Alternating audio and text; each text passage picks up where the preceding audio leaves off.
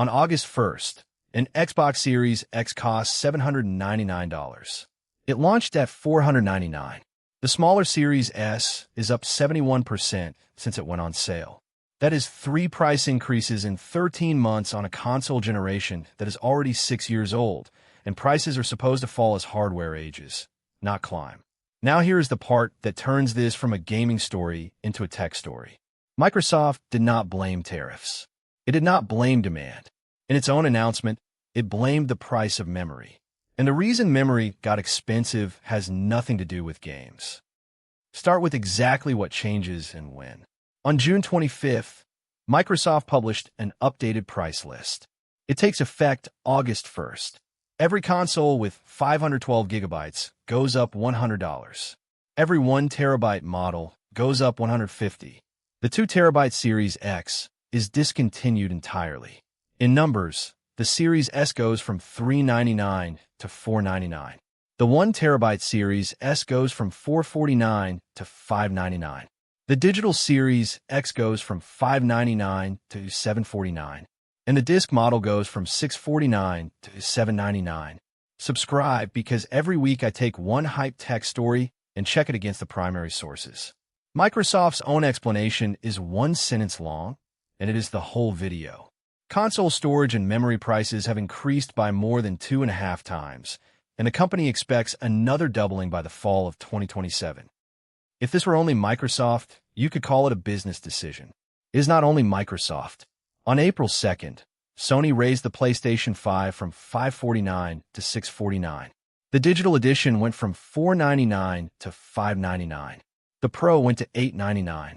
Nintendo raises the Switch 2 to $499 on September 1st. Valve pushed the Steam Deck OLED from $549 to $789, and then confirmed that the stock shortages on it come down to memory and storage supply. The new Steam machine is the sharpest example.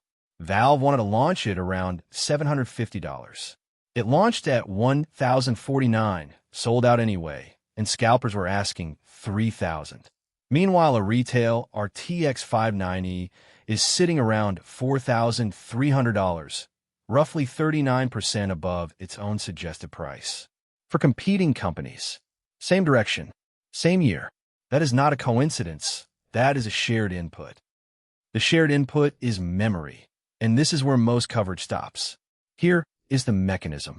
The chips that feed an AI accelerator use a type of memory called HBM, high bandwidth memory, which is standard memory stacked vertically and bonded with advanced packaging.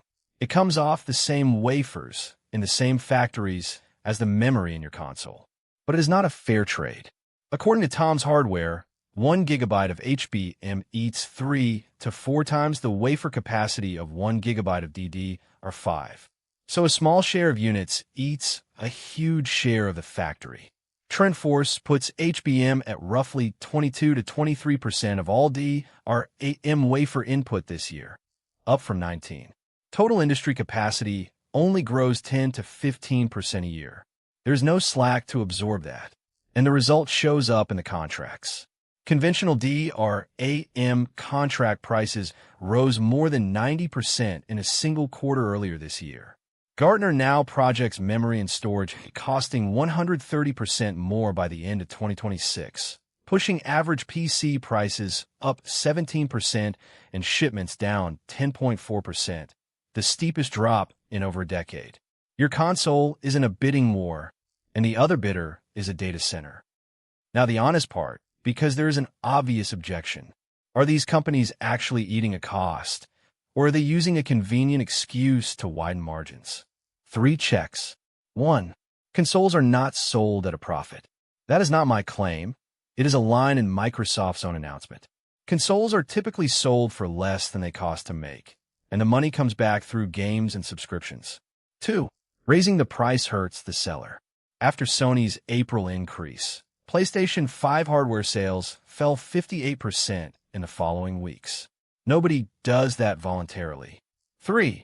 And this is the one that keeps this channel honest. Not a single one of these companies opened its cost sheet. Sony did not even mention memory. It said pressures in the global economic landscape. So the industry-level cause is verifiable, and the exact size of what each company passed on to you is not. Anyone telling you they know the margin math is guessing. Which leaves the only question that changes your decision. When does this get better?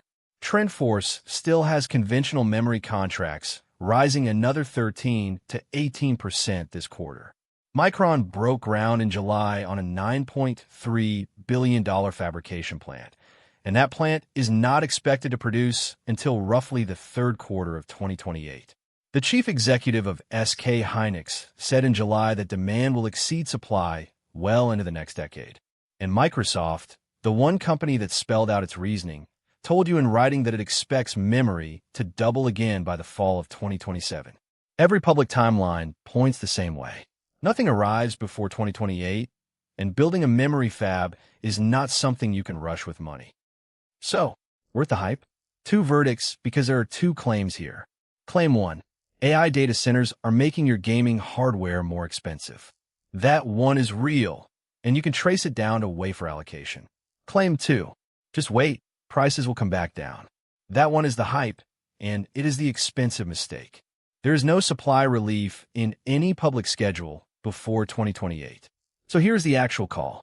If you are already going to buy an Xbox in the next 2 years, buy it before August 1st, because that is $100 to $150 for doing nothing. Same logic on the Switch 2, before September 1st.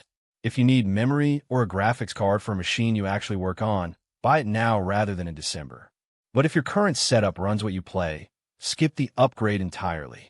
This is the worst market in a decade to spend money on more performance you do not need. Buying early is not hype here, it is arithmetic. Every week, I take one hype tech story and check it against the primary sources. Subscribe, the next one is already loading.